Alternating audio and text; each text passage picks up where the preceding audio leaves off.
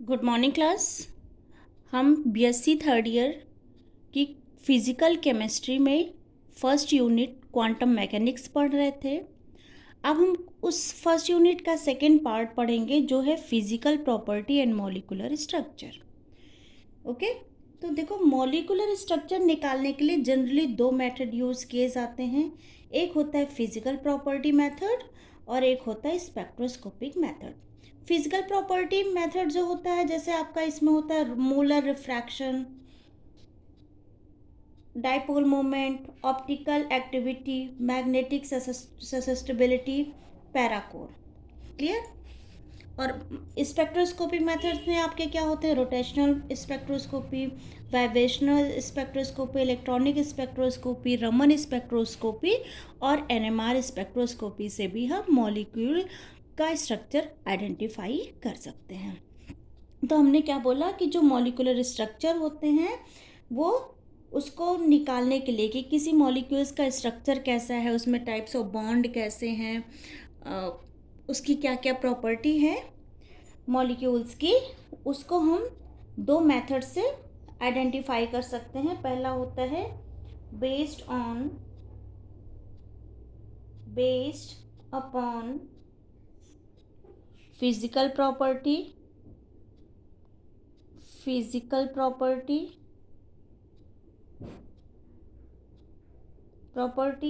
इसमें आपका क्या क्या आ जाएगा? मोलर रिफ्रैक्शन,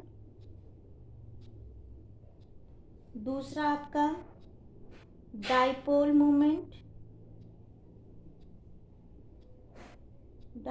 मोमेंट, तीसरा है आपका ऑप्टिकल एक्टिविटी,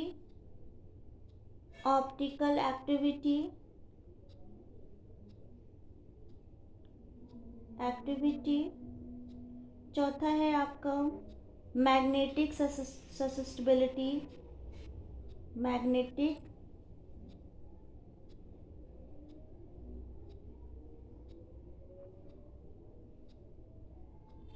और पांचवा है आपका पैराकोर, जिसकी स्टडी हम सरफेस टेंशन में आपको करा चुके हैं। ठीक है, सरफेस टेंशन चैप्टर में इसकी स्टडी हमने आपको कराया हुआ है। सेकेंड जो मेथड है वो है आपका स्पेक्ट्रोस्कोपिक मेथड, जिसमें हम स्पेक्ट्रा के थ्रू किसी भी मॉलिक्यूल्स का स्ट्रक्चर आइडेंटिफाई कर सकते हैं। इस स्पेक्ट्रोस्कोपिक मेथड में हम यूज़ करते हैं rotational spectroscopy, vibrational spectroscopy, electronic spectroscopy, Raman spectroscopy and NMR. ठीक है, तो ये दोनों ही मेथड से हम किसी भी मॉलिक्यूल का स्ट्रक्चर आइडेंटिफाई कर सकते हैं। अब हम बात करते हैं, क्योंकि सिलेबस में हमारी फिजिकल प्रॉपर्टी दी है, स्पेक्ट्रोस्कोपिक मेथड भी है, लेकिन वो हम उसमें 6th सेम में प्रिपेयर करेंगे। ठीक है, तो अभी हम क्या करेंगे? फिजिकल प्रॉपर्टी पढ़ेंगे। फिजिकल प्रॉपर्टी जो होती हैं वो दो तरह की होती हैं। Physical properties are two types. Physical property में हम दो टाइप्स को पढ़ते हैं। एक होता है आपका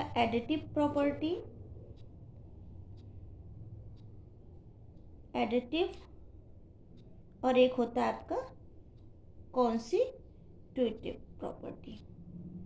एडिटिव प्रॉपर्टी मीन्स जो टोटल वैल्यू आई है वो सम होगा किसका? Sum of value of its constituent atom. ये क्या कहलाती है? आपकी एडिटिव प्रॉपर्टी कहलाती है। अगर हम कॉन्स्टिट्यूट प्रॉपर्टी की बात करें तो ऐसी ही कॉन्स्टिट्यूट प्रॉपर्टी वो प्रॉपर्टी होती है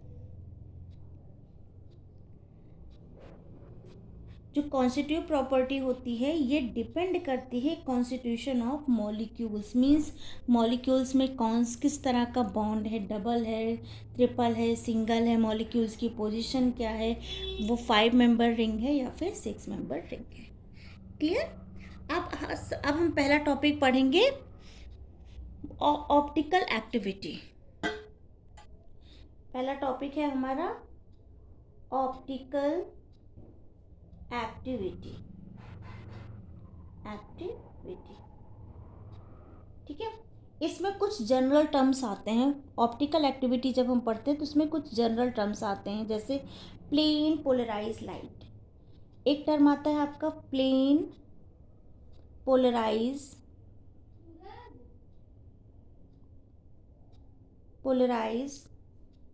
लाइट। ठीक है, देखो प्लेन पोलराइज लाइट की बात करें तो क्या होता है, जो लाइट होता है वो हर एक डायरेक्शन में क्या करता है, मूव करता है। लाइट हर एक डायरेक्शन में मूव करता है। अगर इस लाइट को किसी प्रिज्म में से, जैसे हमने निकोल प्रिज्म रखा, इसमें से जब पास करते हैं तो ये लाइट को क्या कर देता है, पोलराइज कर देता है। ये प्रिज्म लाइट को पोलराइज कर देता है, मतलब लाइट को एक डायरेक्शन में कर देता है। तो इसको बोलते हैं पोलराइजेशन, प्लेन पोलराइज्ड लाइट। ये लाइट को देखो, लाइट हर एक डायरेक्शन में मूव कर रही थी, अब लाइट सिंगल डायरेक्शन में मूव करेगी। क्यों? क्योंकि ये प्रिज्म जो है यही काम कर रहा है, इस लाइट को प्लेन पोलराइज्ड कर दे रहा है, एक प्लेन में पोलराइज्ड कर दे रहा है। तो ये निकोल प्रिज्म आपका कैसा काम करेगा, ये जो निकोल प्रिज्म है ये आपका एज अ पोलराइजर काम करता है। पोलराइजर काम क्यों करता है, क्योंकि ये लाइट को पोलराइज कर रहा है। और ये जो लाइट पोलराइज हुई है एक प्लेन में, इसको बोलेंगे plane polarised light. Polarised light, clear. अब आता है ऑप्टिकल एक्टिविटी। देखो प्लेन पोलराइज्ड लाइट को अगर हम किसी सब्सटेंस में से पास करें तो ये सब्सटेंस लाइट को क्या कर देते हैं, रोटेट करते हैं, तो उसे ही हम बोलते हैं ऑप्टिकल एक्टिविटी। मैंने क्या बोला कि जब इस प्लेन पोलराइज्ड लाइट को हम किसी सब्सटेंस में से पास कराते हैं तो ये लाइट को क्या कर देते हैं, रोटेट कर देते हैं। ठीक है, उसको बोलते हैं हम optical activity. Optical activity substance क्या होते हैं, क्वार्ट्ज, शुगर, ये क्या होते हैं, ऑप्टिकल एक्टिविटी सब्सटेंस होते हैं। ऑप्टिकल सब्सटेंस बोलते हैं इनको। यही सब्सटेंस जो होते हैं ये प्लेन पोलराइज लाइट को क्या कर देते हैं, रोटेट करते हैं, या तो लेफ्ट साइड या फिर राइट साइड। अब अगर जो, जैसे मैंने बोला शुगर, ये क्या है, ये ऐसा सब्सटेंस है जब इस सब्सटेंस के सॉल्यूशन को इस लाइट को इस सब्सटेंस के सॉल्यूशन में से पास कराया जाएगा तो ये लाइट को रोटेट करते हैं, या तो लेफ्ट या फिर राइट। ठीक है, तो ये शुगर, क्वार्ट्ज, ये सभी के सभी आपके क्या कहलाते हैं, एक्टिविटी सब्सटेंस कहलाते हैं, एक्टिविटी सब्सटेंस।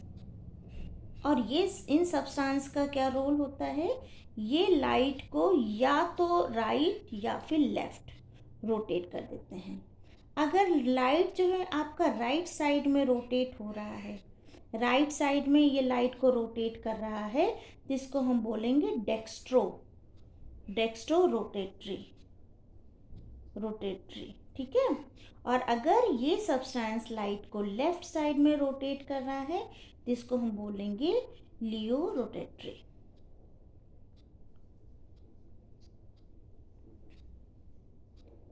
ठीक है, कैसे किया, मैंने बोला लाइट है हर एक डायरेक्शन में मूव कर रही है, इसको हमने एक निकोल प्रिज्म से क्या कराया, पास कराया लाइट को।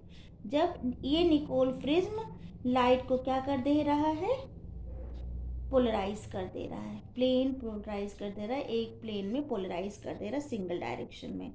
और इस लाइट में जब हम एक्टिविटी सब्सटेंस में इस लाइट को पास कराते हैं, मान लो हमने यहाँ पे शुगर का सोल्यूशन ले लिया, अब इस शुगर सोल्यूशन से जब ये लाइट पास होती है तो ये सब्सटेंस जो है इस लाइट को या तो इस डायरेक्शन में मूव कर देगा या फिर इस डायरेक्शन में मूव क्या कर देगा, रोटेट कर देगा।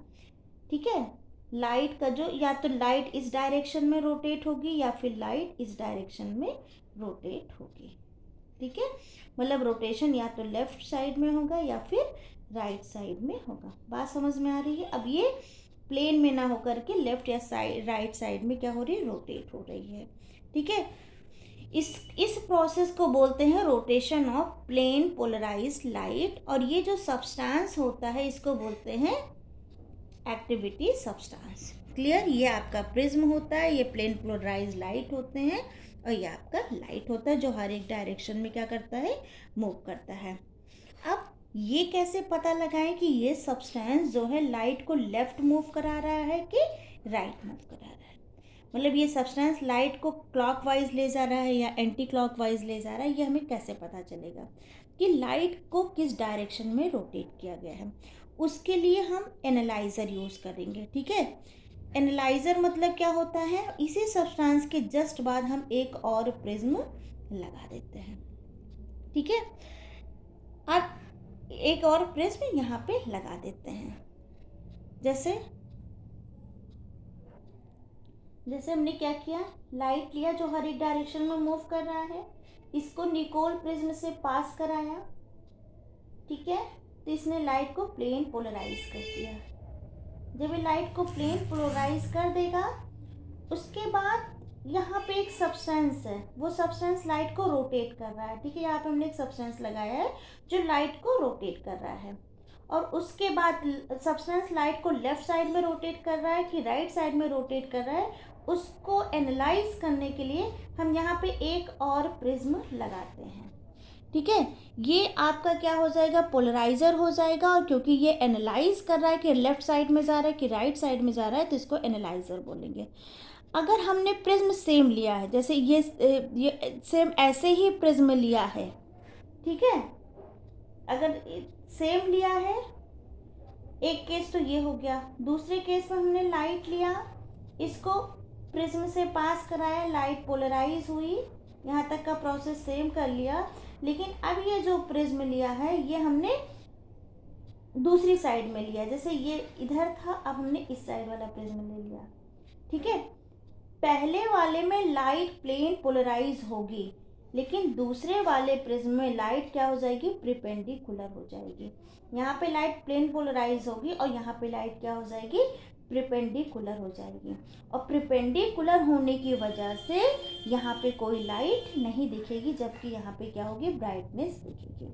अब हम दोनों ही केस में दोनों प्रिज्म के बीच में क्या रख दें, ऑप्टिकल एक्टिव सब्सटेंस रख दें। यहाँ पे और यहाँ पे हम क्या रख दें, ऑप्टिकल एक्टिव सब्सटेंस रख दें, और उसके रोटेशन को चेक कर सकते हैं। समझ रहे हो कि रोटेशन लेफ्ट साइड में हो रहा है कि राइट साइड में हो रहा है। नेक्स्ट टॉपिक आता है आपका स्पेसिफिक रोटेशन। स्पेसिफिक रोटेशन,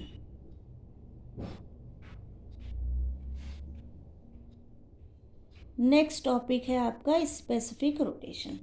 देखो, जब प्लेन पोलराइज लाइट किसी ऑप्टिकल एक्टिव सब्सटेंस से पास हुई, मैंने बोला क्या, प्लेन पोलराइज लाइट, जैसे ये आपकी प्रिज्म लगाया, ये प्लेन पोलराइज लाइट को इसने क्या किया, प्लेन पोलराइज्ड कर दिया। अब ये प्लेन पोलराइज लाइट जब किसी ऑप्टिकल एक्टिव सब्सटेंस से पास हुई, तो वो क्या हो रही है, रोटेट होती, या तो लेफ्ट साइड में रोटेट होगी, मतलब जब यहाँ से ये पास होगी लाइट, या तो वो लेफ्ट साइड में जाएगी या फिर वो राइट साइड में क्या हो जाएगी, रोटेट होगी। बात समझ में आ रही है, लाइट क्या है, लेफ्ट या राइट में रोटेट होगी। तो जिस एंगल से वो लेफ्ट साइड में या राइट साइड में रोटेट हो रही है, वो जो एंगल होता है वो डिपेंड करता है कुछ फैक्टर पे। ठीक है, वो जिस एंगल से लाइट लेफ्ट या राइट साइड में रोटेट हो रही है, वो कुछ फैक्टर पे डिपेंड करता है। जैसे आपका nature of optical active substance, optical active substance का नेचर कैसा है उस पर डिपेंड करेगा। उसका एंगल हो सकता है वो डेक्स्ट्रो हो या फिर वो लीवो हो, कुछ भी हो सकता है। दूसरा, कंसंट्रेशन ऑफ सॉल्यूशन, जो हमने ऑप्टिकल एक्टिव सब्सटेंस लिया है उस सॉल्यूशन का कंसंट्रेशन कैसा है। तीसरा, वो एंगल डिपेंड करेगा लेंथ ऑफ सोल्यूशन। जिस ट्यूब में सोल्यूशन भरा गया है उसका लेंथ के ऊपर डिपेंड करेगा। और चौथा, लाइट की वेवलेंथ पे डिपेंड करेगा एंगल, लाइट की वेवलेंथ। और पांचवा है टेम्परेचर। इन फैक्टर्स पे वो एंगल क्या होगा, डिपेंड करेगा। ठीक, सपोज हमने क्या लिया है, m ग्राम सब्सटेंस लिया है जिसका वॉल्यूम क्या है, v है। तो एंगल ऑफ रोटेशन को हम किससे डिनोट करते हैं, अल्फा से। ये क्या है आपका angle of rotation, angle of rotation. और L क्या है आपका, length of tube, length of tube. ठीक है, इसको हम डेसीमीटर में देखते हैं। यहाँ पर अल्फा क्या है, अल्फा जो एंगल है वो किस किस पे डिपेंड कर रही है, alpha proportional to concentration of solution and length. Length भी क्या कर रही है, डिपेंड कर रही है। ठीक है, means angle of rotation depends upon concentration and length. अब देखो कंसंट्रेशन मीन्स क्या होता है, कंसंट्रेशन होता है आपका मास पर वॉल्यूम। ठीक है, तो हम कंसंट्रेशन की जगह क्या लिख सकते हैं, अल्फा प्रोपोर्शनल टू मास पर वॉल्यूम इनटू लेंथ लिख सकते हैं इसको। अब ये प्रोपोर्शनल का साइन हटाएंगे तो हम क्या लिखेंगे, अल्फा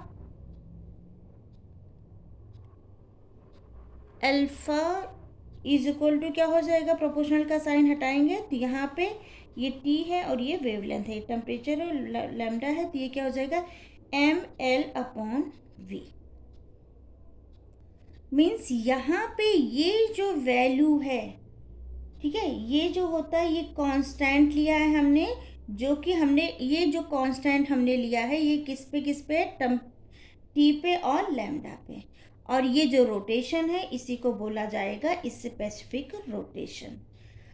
ठीक, अब हम स्पेसिफिक रोटेशन को कैसे रिप्रेजेंट करेंगे, आइए उसको देखते हैं। मान लो हमने सोडियम लाइट की वेवलेंथ लैम्डा को यूज़ किया है। सोडियम लाइट जो होती है ये, इसमें दो तरह की लाइन होती है, ठीक है, जिसमें से हम सिर्फ एक लाइन यूज़ कर रहे हैं, डी लाइन। ठीक है, सोडियम की हमने डी लाइन यूज़ की है, D line of sodium lamp. ठीक है, अब और टेम्परेचर हमने कितना लिया है, 25 degree.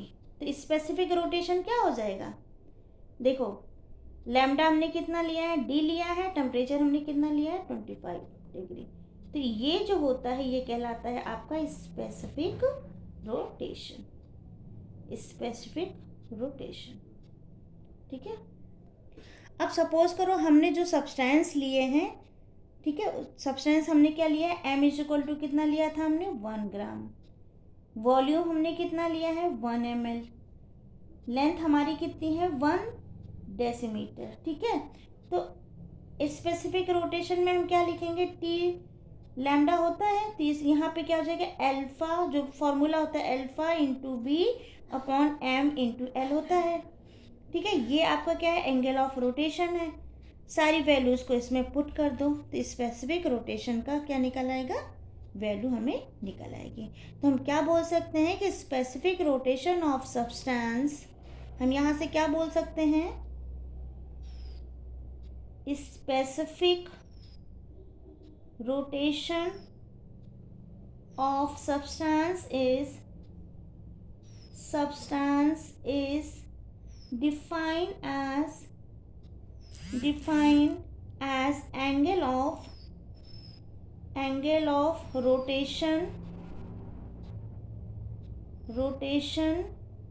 when 1 gram of substance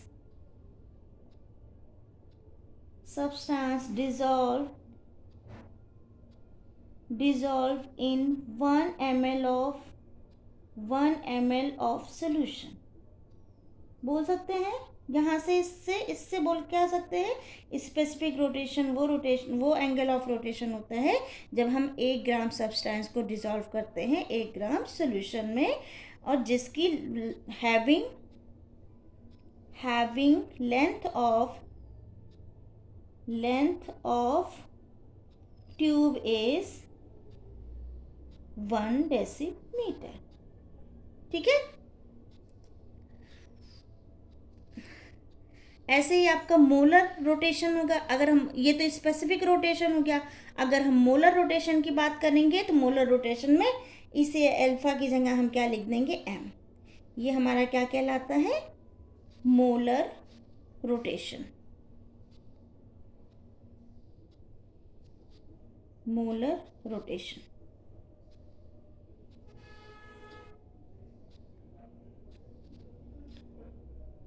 I hope आपको यहाँ तक समझ में आया होगा। नेक्स्ट टॉपिक हम नेक्स्ट लेक्चर में करेंगे। Thank you.